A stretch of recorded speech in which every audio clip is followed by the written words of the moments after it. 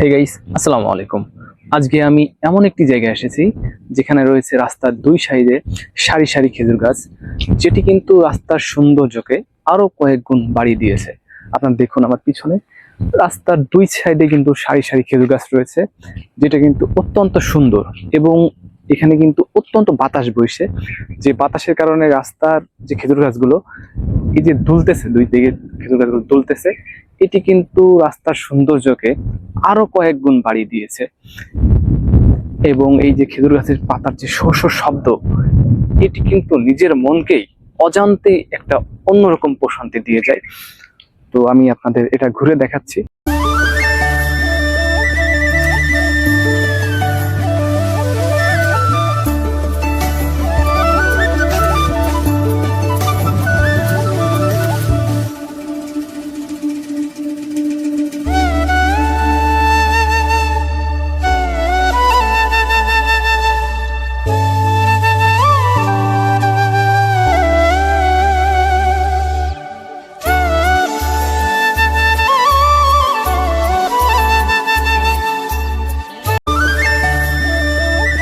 এখানকার ভিউটা কিন্তু অনেক সুন্দর। ক্যামেরায় কতটুকু আসতেছে বলতে পারতেছি না, কিন্তু আপনি যদি আমার পিছনে দেখেন, পুরো রাস্তার দুই সাইডে খেজুর গাছ এবং দুই সাইডে কিন্তু মাঠ, এবং এই যে বাতাস, এত ঠান্ডা বাতাস গরমের ভিতরে, এটি কিন্তু আসলে প্রকৃতির একটা এমন খেলা, মানে এমন সুন্দর অনুভূতি হৃদয়ে কিন্তু নাড়া দেয়।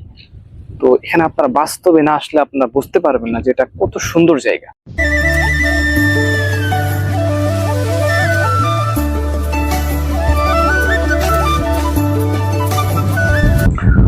সুন্দর দৃশ্য, সুন্দর রাস্তা, এগুলোর প্রতি আমার কেন জানি না আলাদা একটা আকর্ষণ, আলাদা একটা টান, অন্যরকম একটা টান। যেখানে সুন্দর রাস্তা, সুন্দর পরিবেশ, সেখানে আমার টানে, আমার নিজে থেকে আমি চলে যাই, বুঝি না, ভালো লাগে। এরকম প্রাকৃতিক পরিবেশ আপনাদের কেমন লাগে? এখানে কিন্তু অনেক ঠান্ডা বাতাস বইছে এবং অনেক দূর থেকে লোকজন আসতেছে ঘুরতে, বিভিন্ন জায়গায় তারা বসে আছে। তো আমি হাঁটতে হাঁটতে দেখলাম এখানে কিন্তু পাকা খেজুর, এরা শেষ পর্যায়ে গাছ পাকা খেজুর। তো আমি এখান থেকে খেয়ে দেখবো কেমন লাগে। এই যে দেখুন খেজুর, এই যে গাছ পাকা খেজুর, পুরা পাকা, খেয়ে দিই কেমন লাগে। বিসমিল্লাহ। কিন্তু মিষ্টি, এটা অন্যরকম স্বাদ। ছোটবেলায় খেয়েছি, মনে আছে, ওই রকমই স্বাদ, অনেক মিষ্টি এবং দেশি খেজুর।